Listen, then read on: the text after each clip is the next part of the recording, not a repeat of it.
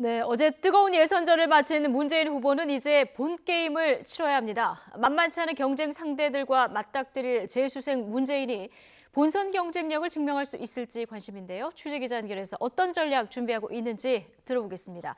자, 염혜원 기자 나와 있습니까? 네, 국회입니다. 네, 대입도 사법고시도 나는 재수로 합격했다. 스스로 재수에 강하다고 문재인 후보 이렇게 말하고 있는데요. 자, 2012년에 이어서 두 번째 대선 도전입니다. 이 문재인 대선론 끝까지 가지고 갈 수 있을까요?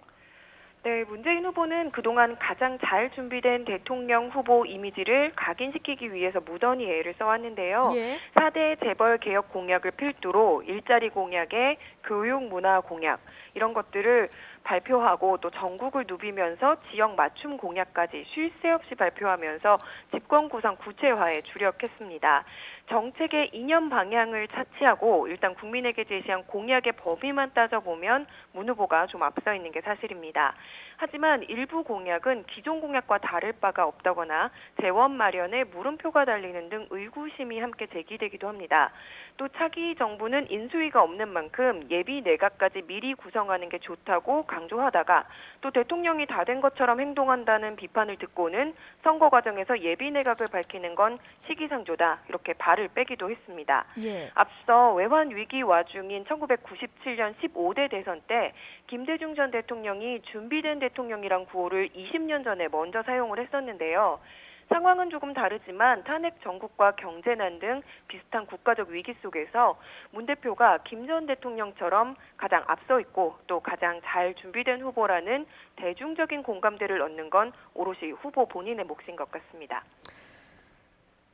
네, 이제 치열했던 당 경선을 끝냈습니다. 문재인 후보, 이제 민심과 함께 분열된 당심도 통합해야 하는 이런 과제를 안고 있는 그런 상황인데요. 그 화합형 선거대책위원회 어떻게 꾸릴지도 관심인데요. 얘기가 좀 나오고 있습니까? 네, 보통 당 경선이 끝나면 경선에서 경쟁했던 후보들이 당의 공동선거대책위원장으로 추대가 돼서 자기 선거처럼 띄워주는 게 여의도 정치의 통상적인 문법입니다. 근데 바로 여기에서부터 문 후보의 고민이 시작되는데요. 안희정 충남지사와 이재명 성남시장이 광화문 광장에서 문 후보와 함께 손잡고 합동 유세를 펼치는 장면은 그 자체만으로도 상당한 주목을 받게 될 텐데 이게 원천적으로 불가능합니다. 둘 다 자치단체장 신분이기 때문에 공직선거법상 중립 의무를 지켜야 하기 때문인데요. 예. 이제는 이 선에 빠져서 있을 수밖에 없는 그런 상황입니다. 차선책으로 거론되는 것이 안희정, 이재명 캠프에서 깃발을 들었던 현역 의원들을 당 선대위로 모셔와서 화학적인 결합을 과시하는 방법이 있습니다. 하지만 이 역시 쉬운 일이 아닙니다. 왜냐하면 대표적인 비문재인계 의원이자 안희정 캠프의 좌장 역할을 했던 박영선 의원과는 오늘까지도 신경전이 이어졌습니다. 어제 문 후보가 방송 인터뷰에서 열성 지지자들의 문자 폭탄 등을 경쟁을 흥미롭게 만들어준 양념이다 이렇게 표현을 했는데 예. 박 의원이 이 부분을 문제 삼았거든요. 네. 양념이라는 단어는 상처받은 사람에게 소금을 뿌리는 것과 같다 이런 식으로 비판을 했습니다. 예. 문 후보가 오늘 다시 의총에 나와서 깊은 유감을 표한다고 급히 진화에 나서기는 했지만 요식행위 차원을 넘어서 한마음 한뜻으로 대선을 치를 화합형 선대위가 꾸려질지는 미지수입니다. 네, 이제 문재인 대 안철수 양강 구도가 형성이 되느냐 이게 좀 관심인데요.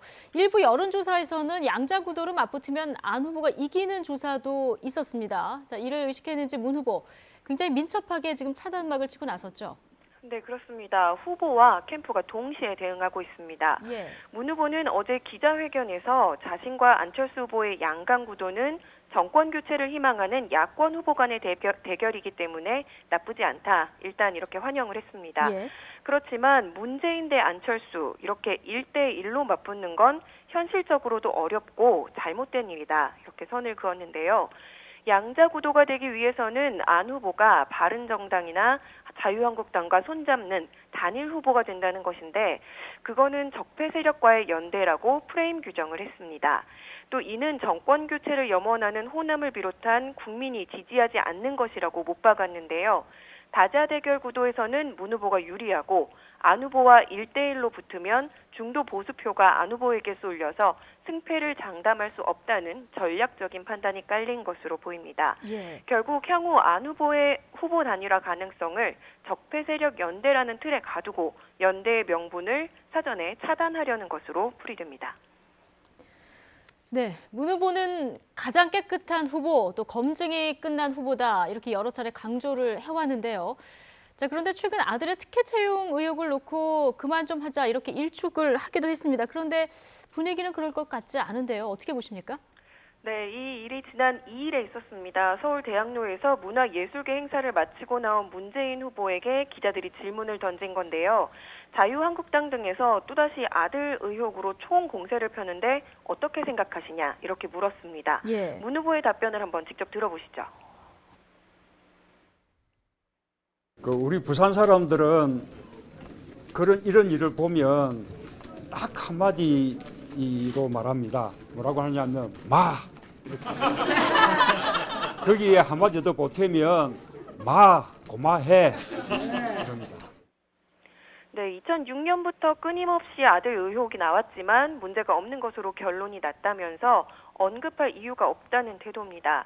2012년 대선 때도 검증을 받았다고 또 다른 당에서 잠잡고 있을 리가 만무하죠. 예. 토론회에서도 상대 후보들은 질문 공세를 펼칠 것으로 보입니다. 이 때문에 대선 레이스 초반에 문 후보가 직접 해명해서 의혹을 깨끗하게 털고 가야 한다는 지적도 나오고 있습니다. 지금까지 정치부에서 전해드렸습니다.